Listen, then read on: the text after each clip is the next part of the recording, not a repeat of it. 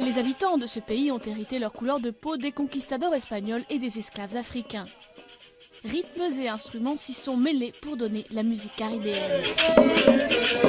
Nous sommes en République dominicaine, un pays marqué à jamais par l'arrivée sur ces terres de Christophe Colomb en 1492.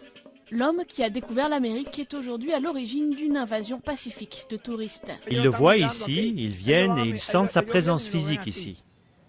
Dans le quartier colonial de Saint-Domingue, les touristes affrontent chaque jour la chaleur tropicale pour suivre les pas de Christophe Colomb.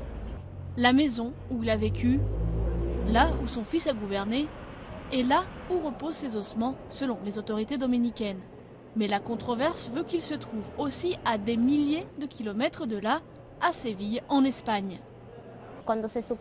A priori, les restes de Colomb se trouvaient à Séville, mais lors d'une réparation, on a découvert en 1877, dans la cathédrale de Saint-Domingue, les ossements de Colomb à l'intérieur de l'hôtel principal.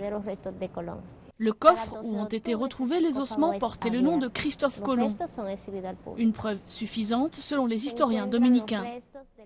Mais tests ADN à l'appui, des scientifiques en Espagne affirment que les vrais ossements se trouvent dans la cathédrale de Séville.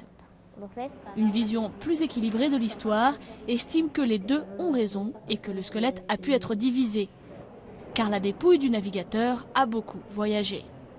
Mais les touristes préfèrent laisser aller leur imagination. Je suis toujours ce que mon esprit me dit. Je ne fais pas trop attention à la controverse. Plus que sa dépouille, c'est la vie de Christophe Colomb qui restera à jamais sujet à débat entre ceux qui pensent que l'arrivée des Espagnols a apporté la civilisation en Amérique et ceux qui y voient une conquête sans pitié ayant, comme en République dominicaine, provoqué l'extermination de la population d'origine.